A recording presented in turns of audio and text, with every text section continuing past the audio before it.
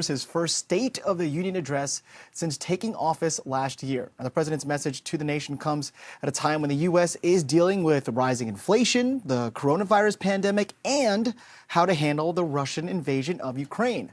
Joining me now is U.S. Representative Nicole Malliotakis. And Nicole, I understand you serve on the House Foreign Affairs Committee, and you have said that Biden should have acted sooner when it came to sanctions against Russia. What did you want to see, and how do you think it could have changed perhaps the landscape?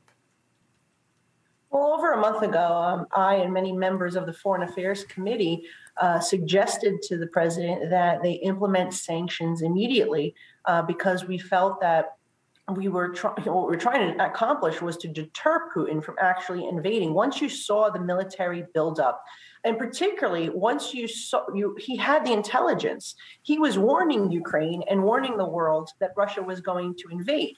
And so the fact that he had this information and didn't implement the sanctions immediately is a problem. And I think that coupled with Germany not allowing some of the Baltic states, some of the smaller European Union nations to provide arms to Ukraine. They had to sign a waiver because a lot of that equipment was generated initially in Germany, and they had to sign a waiver to allow that transfer to Ukraine, and they denied it. And I think that perhaps has changed the course of what occurred here, and I think it could have been preventable. But I am happy to see, though, that the president has taken more decisive and bold action over the weekend. We have seen more sanctions put in place, particularly on Putin himself, but also on many of the financial banks. He has removed Russia from the SWIFT system in cooperation with European Union. I think that is making a difference. We're seeing things slow down, but we do need to make sure that we continue to provide the equipment that Ukrainians need to fight and defend themselves, and also the protective gear so they can protect themselves. What else do you think, other than the sanctions, as you mentioned, and the other things that the president has been doing, what else do you think that the president should do to put more pressure on Russia? Well, I think what he hasn't done yet is go after the gas, the oil, the minerals, the mining industries. That is incredibly important. There's still some banks there that are not sanctioned. He needs to go after all the banks.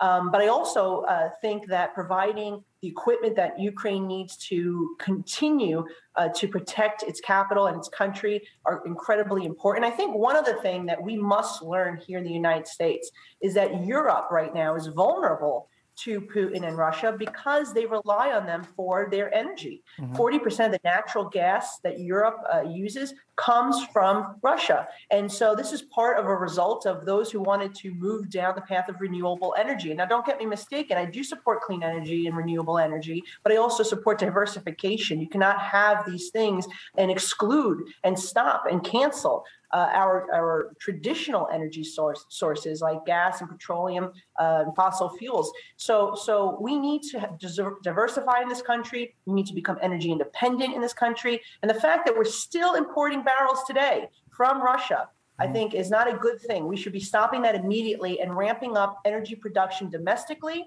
and canceling some of those executive orders that Biden put in place that is preventing that from happening. So aside from the Russia and Ukraine conflict, at the State of the Union speech tomorrow, what will you be listening for most closely? Well, I think what I'd really like to hear the president say is that he made a mistake when he stopped the Keystone Pipeline construction and gave Russia the Nord Stream 2 pipeline. I hope what he's going to say is he's going to lift some of these executive orders and we're going to ramp up production immediately so that way we can be self-sufficient. Energy independence, as you see from Europe, is national security. And also, it's the way that he can relieve pressure on American families right now. Going to the pump, you're paying more. You're going to buy food. The food costs more, partly because of transportation costs for that food. You're seeing your home heating bills go up. So all of that is a result of domestic policies, whether it be economic policies, whether it be energy policies or foreign affairs policies. And then the other things that obviously I'm concerned about, public safety. You know, cities like New York that I represent have seen crime skyrocket. The president came to talk about gun violence, but gun violence isn't the only issue. We're seeing people being stabbed. We're seeing people being thrown in front of trains. We are seeing rape, robbery, hate crimes, all skyrocket in our city and other cities across the country. Fentanyl is another major issue I hope the president talks about. it is the number one killer of 18 to 45-year-olds, not COVID, fentanyl is. And so I hope the president's going to come out with a strategy to secure our borders and stop the fentanyl that is streaming over our borders. The drug cartels are making billions of dollars, killing our children, and we need to stop them. And I think he needs to have a more forceful approach on that.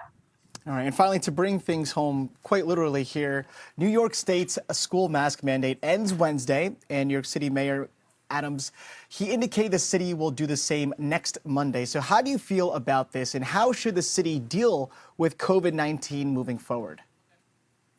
Well, I was among those who had been pushing the mayor and the governor to lift the mask mandate. The social, the emotional damage that we're doing to our children. They've already lost school. They're not seeing their teachers' faces. For developmental growth, it's incredibly important that they lift these mask mandates. And also, the science is showing it. So the governor had already lifted the mask mandates for indoors, for business, for restaurants, and yet you still had it on our kids in school. So we had a rally last week in Staten Island and Southern Brooklyn community I represent, and we're happy that the governor heard our pleas and that they're going to lift these mandates. I think that we need to continue to invest in therapeutics and treatments, get the antiviral medications out there. We have them developed. We just need to get them on accessible to everyone. And of course, this is going to be something seasonal we're going to have to deal with annually. So the more we can work on ensuring that we have the treatment to deal with it, the better off we're going to be next year. And so I'm happy to hear this, and I think it's a significant development. U.S. Representative Nicole Malliotakis, thank you so much for being on our show and sharing with us your thoughts and feelings. I appreciate it. Thank you again for your time.